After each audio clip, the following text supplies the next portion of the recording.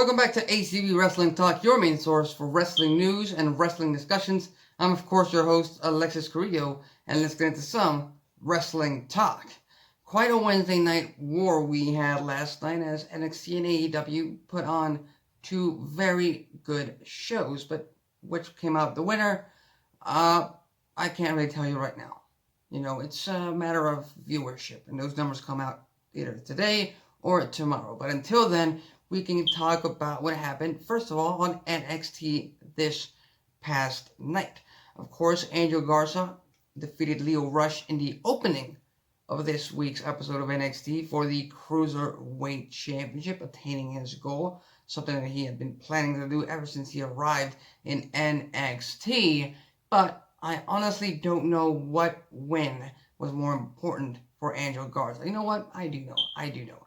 It's the fact that during commercial break, I believe during commercial break, he brought his girlfriend into the ring and proposed in front of the entire audience at Full Sail University, at that arena, and she said yes. So, you know, understanding that in professional wrestling and sports entertainment, championships, whether it be the Cruiserweight Championship or the World Championship in WWE, they all serve as props. They are merely props to advance stories.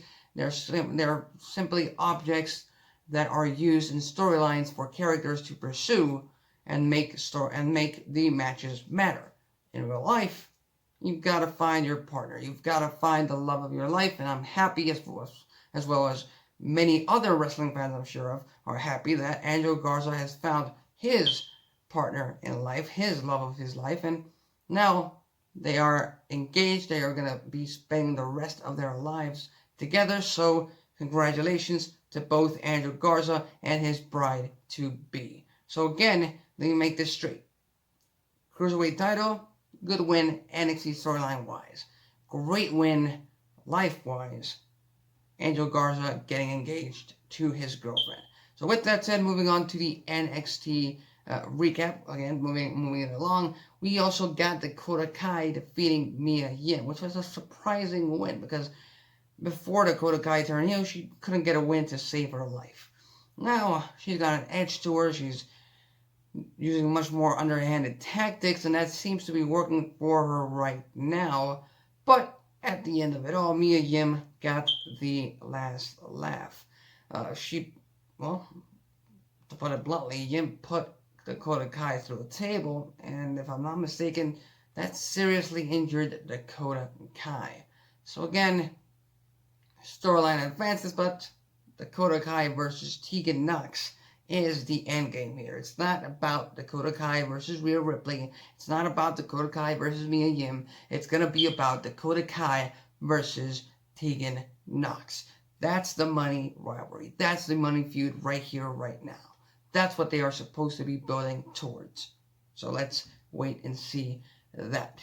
But not only did we have a great NXT show, a great NXT opener between Angel Garza and Lio Rush, we also got the main event of the night where Finn Balor, against all odds, defeated Keith Lee and Tommaso Ciampa to become the new number one contender to the NXT Championship, and he will challenge Adam Cole on next week's show for the NXT title.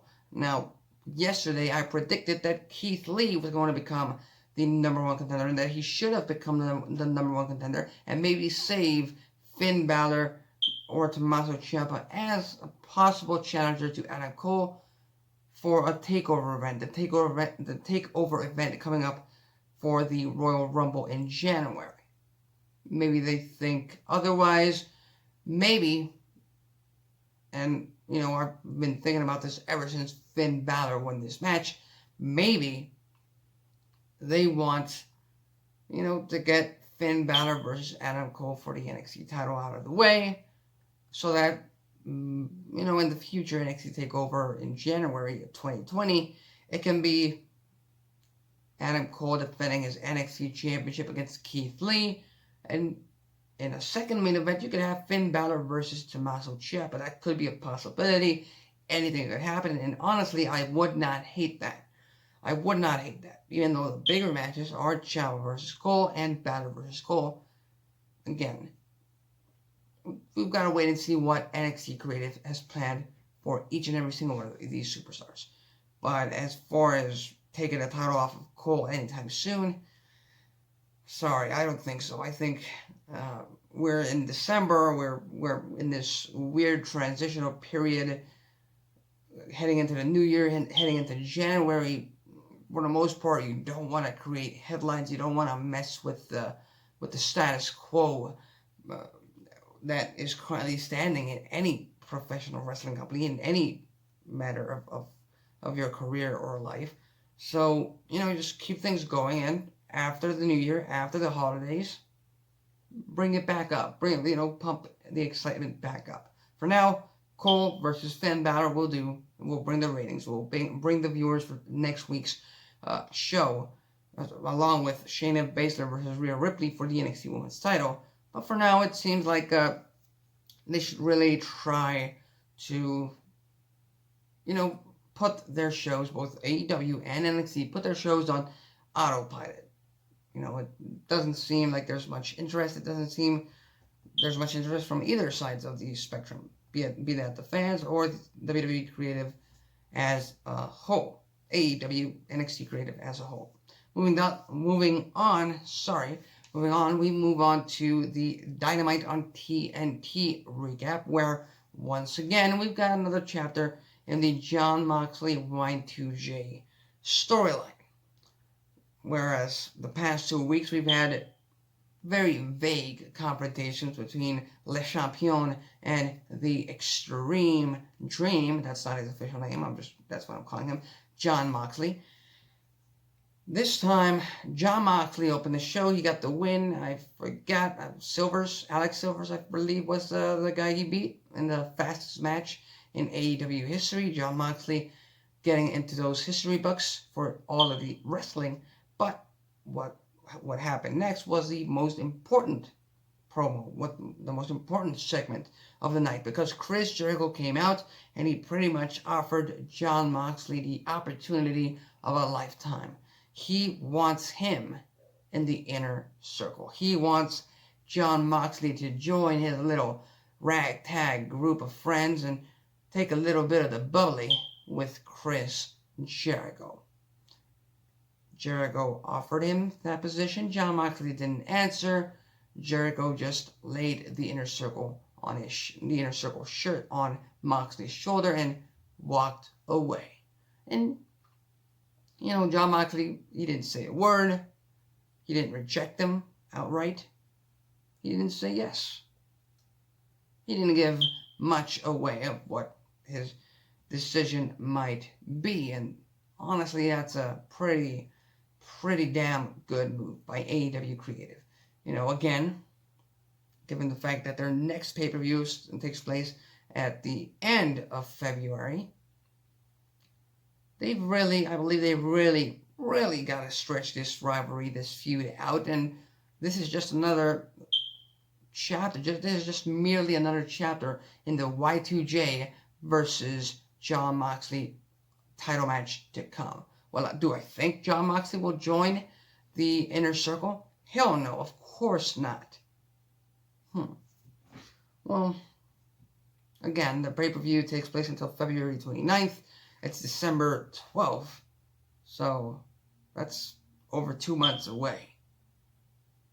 Maybe Moxley joins the inner circle as a ruse for the next month and then betrays them from within.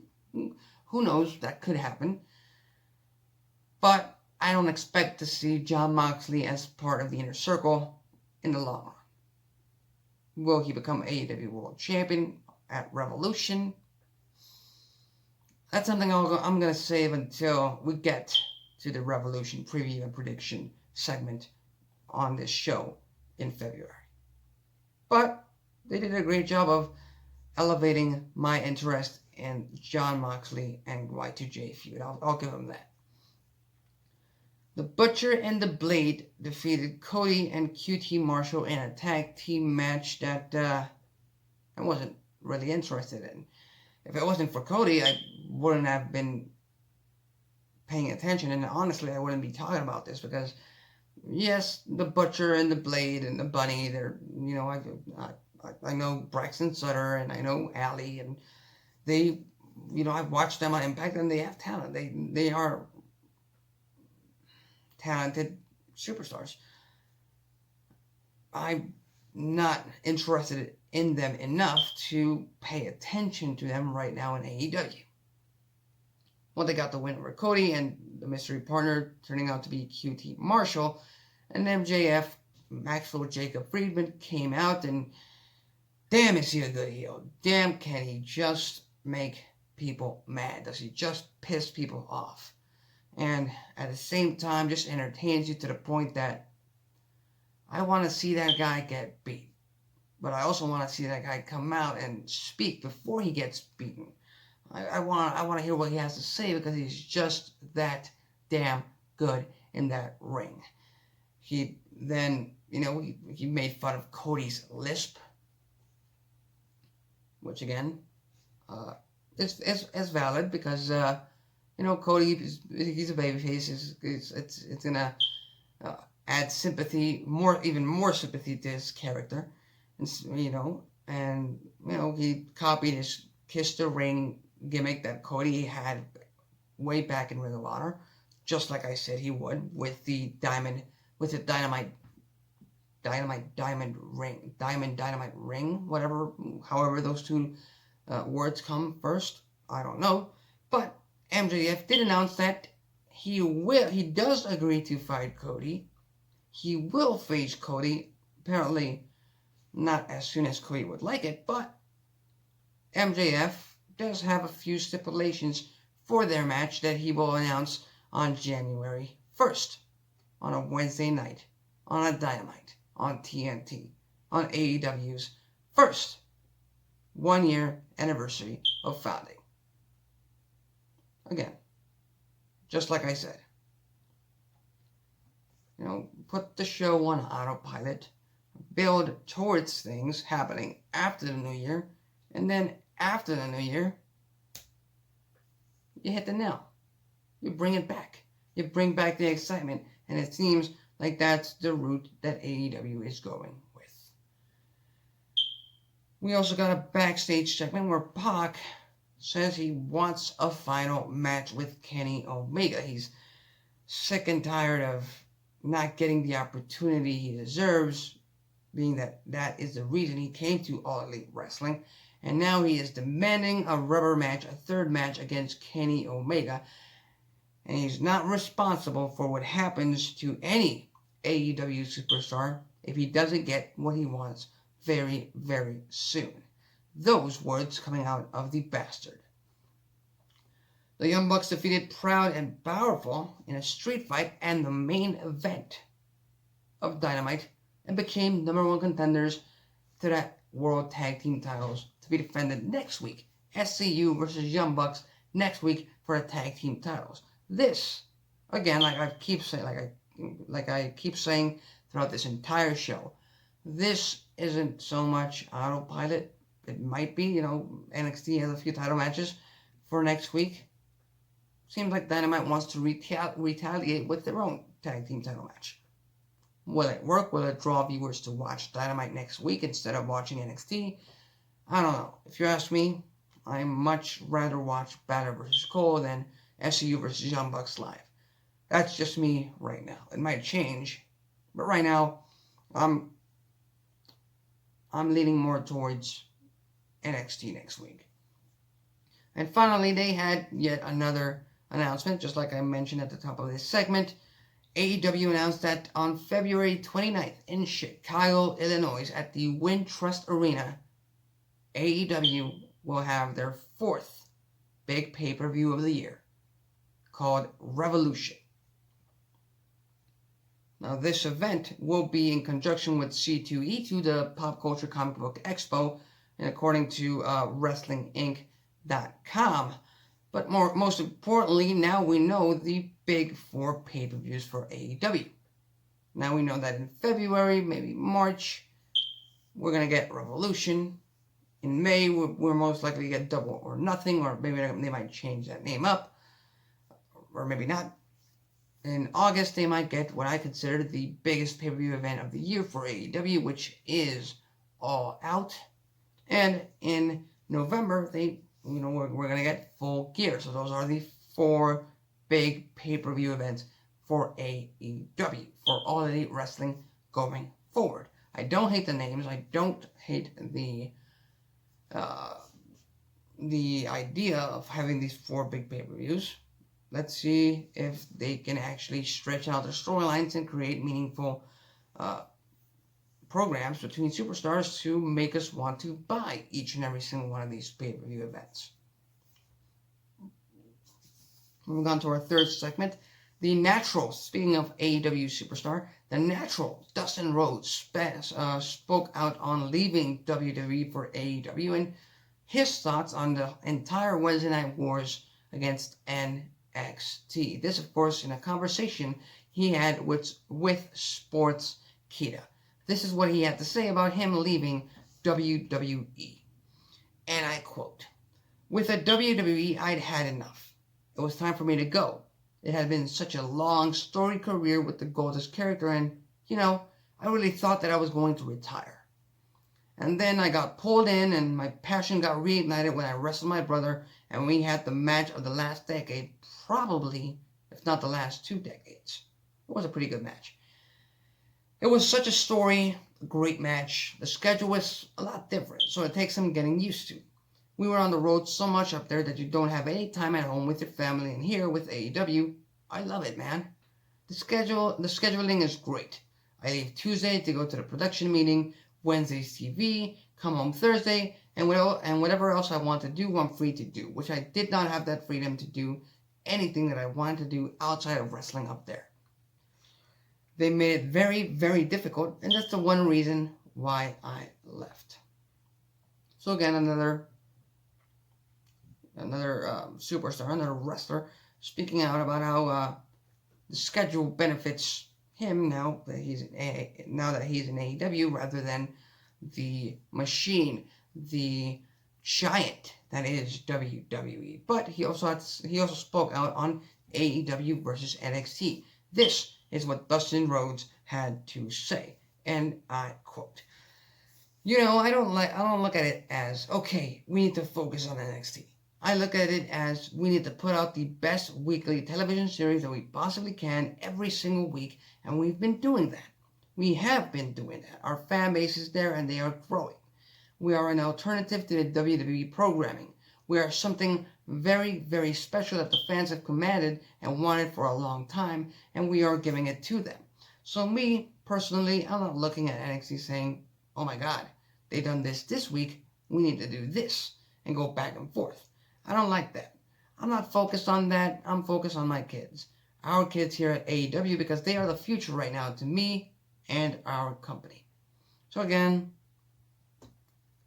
Dustin Rhodes not saying something that other AEW stars and people have not said before. They're focusing on All Elite Wrestling rather than, let's compete with WWE. Let's compete with NXT. Let's see what they're doing and just backfire. Smart move on their part, again. Just want to point that out. Over the week, we do get a few segments filled with drama. This upcoming one is one of them. Because Lana has apparently accused CM Punk of being misogynist. Or at least making misogynist comments. This after WWE backstage analyst CM Punk analyzed and fantasy booked the rivalry between Rusev and Bobby Lashley, and pretty much said that, CM Punk's words, not mine, CM Punk said that Rusev and Bobby Lashley would eventually become best friends. They would become drinking buddies, and that would lead to them teaming up and going up against Lana, and not being happy with Lana anymore, and that leading up to a loser keeps Lana match at WrestleMania against Lana's new tag team. This is also what CM Punk had to, tweeted on social media, and I quote, "Loser keeps Lana match. Just booked you through Mania, chica. You're welcome, Rusev, WWE backstage. After this, Lana took to Twitter and accused Punk of making misogynist comments on Twitter. This is what she said, and I quote, "I know you've been away from WWE for several years. Perhaps moving forward, you will favor WWE and Fox Sports 1 by refraining from misogynistic comments like Chica. Thank you." As far as I'm concerned, CM Punk hasn't responded to that, but I do have my thoughts and my opinions on this entire situation. Number one, CM Punk is, at least in my view, was doing his job. He's an analyst for backstage. He's there to give his opinions. He's there to give his thoughts and his predictions. That's exactly what he did. I've watched it, and all I can say is that, he was joking for the most part in his comments. So with that said, I don't know how seriously you can take those comments. I really don't. He's speaking out. He's giving out his opinion. That's his right. Now we'll move on to Lana. Lana accusing CM Punk of misogynistic comments. Apparently, she was not okay with the word chica. I honestly couldn't tell if it was a misogynistic comment or not. I mean, chica is girl. It's woman. It's lady, possibly. It's just another synonym to those kinds of words. Again, I don't understand that. And in this ultra PC world that we live in today, where everyone gets riled up and goes against anyone who dares to be against PC culture, it just seems ridiculous. Everyone's so sensitive. Now everyone can't say what they think about it because somebody's going to get offended. That's what pisses me off. That's what I don't like about the current real-world situation. I do believe in consequences for the things that actually get done, but this whole thing about creating petitions and creating agendas to affect people that you don't agree with, just because they have a difference of opinion, I'm not in agreement with that.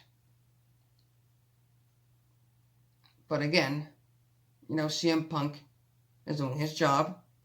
Lana is doing her job in her right, which is also expressing her opinion and giving her thoughts on what CM Punk had to say. So, at the end of the day, Lana is playing a character on television. And that character, right now, if you ask me, and if you ask tons of fans out there, is pretty unlikable. So that doesn't really play into the favor of the current CJ Perry, I believe that's her real name. She's playing a character. And because she's playing a character in a storyline, we are able to give our opinions. Wrestlers, performers, they don't like to call themselves actors because they're not really actors, but they are on an entertainment show. They are doing predetermined stuff on an entertainment show. It's not purely sports.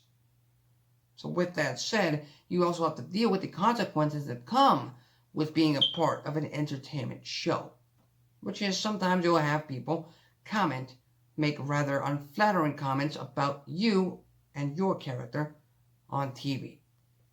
That's just something that comes with the gig. At least that's my view. Why get offended about playing a character? Why get offended about someone making a comment about the actual character? It's not something personal against you. CM Punk doesn't know exactly who Lana is. All CM Punk is judging right now is what he sees on TV, is what he sees on Monday Night Raw. Be that a crappy mess of storyline between Rusev, Lashley, and Lana. but nonetheless, that's what he's judging it all by. So, all I would say to Lana is, relax, Lana, relax. CM Punk doesn't know who you are. He doesn't know what you do, what kind of human being you actually are. He doesn't know that. He's judging you based on what's going on TV. And that's pretty superficial. So with that said, just calm down, everyone, not just Lana and CM Punk. Just calm down, everyone. Stop being so sensitive and just let things happen. When bad things happen, when real bad things happen that we should be worried about, let's worry about it. This? Sorry. And finally, to our last segment, again, backstage drama. Backstage drama. Professional wrestling, folks. Sports entertainment. Reby Hardy has posted on Twitter, and we all know who Reby Hardy is, Matt Hardy's wife. She's very outspoken on social media. It's garnered her a lot of hate on social media. She had, she pretty much called out WWE on getting every chance they can get to rub Matt Hardy's face in, Hardy failing them, pretty much not going out on the right terms with WWE back in late 2010. This is what she had to say about this, and I quote. Well, first of all, I'm gonna quote Matt Hardy's initial Twitter, because it seems like he's close to leaving WWE. This is what Matt Hardy had to say. I needed to return to WWE to finish in the right way. I didn't want 2010 to be my finale. I returned in the most epic way and repaid my debt. I waved the WWE flag with pride and worked hard to be a model employee. My conscience is clear, and I am at peace. Of course, Matt Hardy speaking out on his most recent return and his contract that's reported to come up in February of 2020. Reby Hardy responded to this by saying this, and I quote, repaid your debt, but they'll still rub it in your face every chance they get? That's okay. We don't pretend the less than perfect shit never happened here. And again, Reby Hardy being as outspoken as she is, but again, let's make one thing clear. Let's make one thing very, very clear. I respect the hell out of Matt Hardy. I respect what he's done for the wrestling business. He's a former tag team champion. I loved him. His big money Matt character and his delete, and obsolete, everything he did at Impact Wrestling, and his big return to WWE. I loved all of that. I love the on-screen character of Matt Hardy. With that said, I go back to what I told you during the Lana segment. We're talking about an entertainment show. We're talking about people who, yes, every single one of them work as hard as they possibly can to be the best they can be on each and every single show. That's a message that gets through to me every single time by every single superstar. Everyone. Even those who don't appear on TV as often as they should or could. So just wanted to throw that out there. But at the end of the day, they are portraying characters on television. They are portraying characters in a storyline on television. Which means that you might have an opinion on what that character deserves. Others might have an opinion on what that character deserves as well. Matt Hardy is just doing his job. He's going out there and he's putting guys over, as he should. He's a veteran of the business. He is far beyond from being any kind of main event talent. He is not as much of a legend in the same right as the Big Show or Kane, but he's right on the pinnacle. He's right there. I would include him with the likes of Rhino, with the likes of Goldust when he was in WWE. He comes out, he's a name superstar, he's got a name in the business, and he comes out and he puts guys over. There are younger guys, more talented guys than you. That's just the nature of the business. you move on, you put other guys over. That's that. That's always been the case. Reby Hardy, of course, she has her own opinion.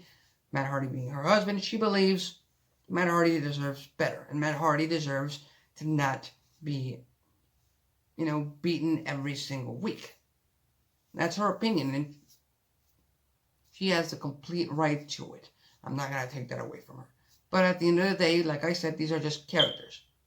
If the story warrants it, sure, Matt Hardy should win a few matches. But it doesn't seem like they're going with that route. It doesn't seem like they're going with Matt Hardy as a top character in WWE TV for the next couple of months before his contract is up. So with that said, that's been it for ACB Wrestling Talk. What do you think about all these segments? Leave your thoughts, comments, and predictions on the comments section below. That's it for me. See you tomorrow.